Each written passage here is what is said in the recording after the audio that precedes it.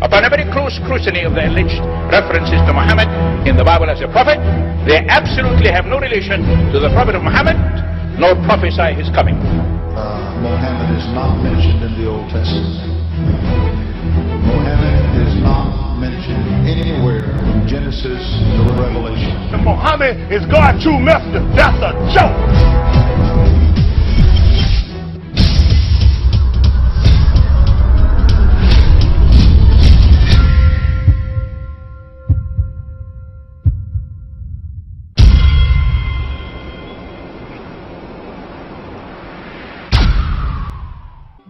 However, some Christians and Jews today don't believe that Muhammad was a prophet and the covenant that God made with Abraham.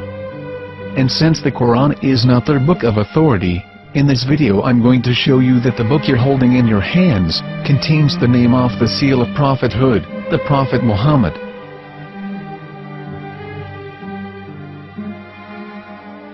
As known, the Old Testament was preserved in the Hebrew language.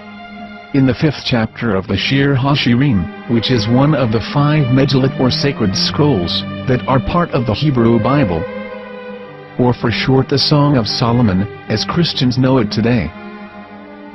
That chapter is discussing someone. Jews will say it is discussing Solomon, while Christians will say it is discussing Jesus. Considering this is the Songs of Solomon, it would seem logical that it is discussing Solomon. The verses describing this mystery man have the narrator's speech conjugated in the feminine, meaning it is a woman who is describing this man.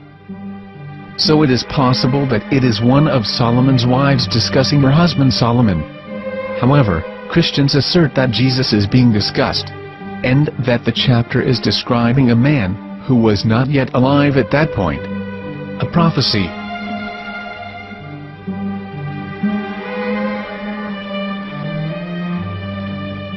In reading the English translation of Song of Songs 5:16, it finishes the description by saying, "He is altogether lovely," but what most people don't know is that the name of that man was given in the original Megillat.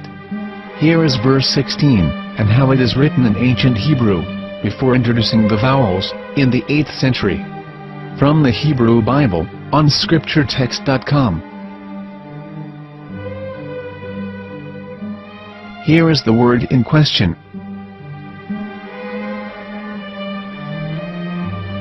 This word is made of 4 letters. Mem, Het, Mem, Dalet. Now when reading the word as it is written in its original form, with no vowels, it can be read as Muhammad, which is the name of the Muslim prophet, or as Mamad with no A after the H. According to Ben Yehuda's Hebrew English Dictionary, it is correctly pronounced as Muhammad, not Mamad.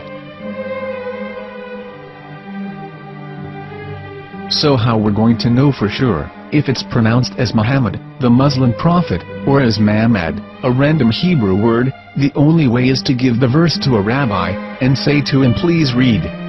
Here is the Song of Songs 5:16, and how it is read by a rabbi from a Hebrew Jewish site. Please notice, the im in Hebrew is a plural of respect. Hiko mamtakim vechullo mahamadim ze dodi vezer'i benot Yerushalayim. Hiko mamtakim vechullo Mahamadim ze dodi vezer'i benot Yerushalayim.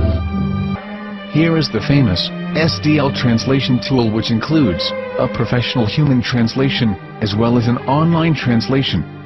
We're going to copy our Hebrew word of the Song of Songs, directly from the Jewish site.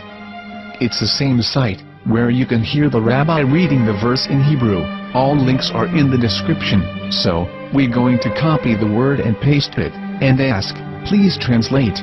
Are they going to translate the meaning of the name of that person? As the Bible translators did? Which is the praised and the lovely one, or are they going to keep the name as it is? Well, see it yourself. Here is the World Lingo Translator. The result is the same.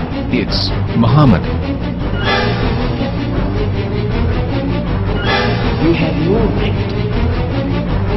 We have no right to translate names of people. Anybody. Your name should be retained.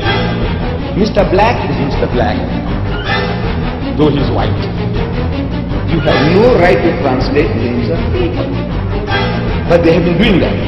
Muhammad Ibn, they translated as altogether lovely. But the word Muhammad in the Hebrew language, the word Muhammad in the Hebrew language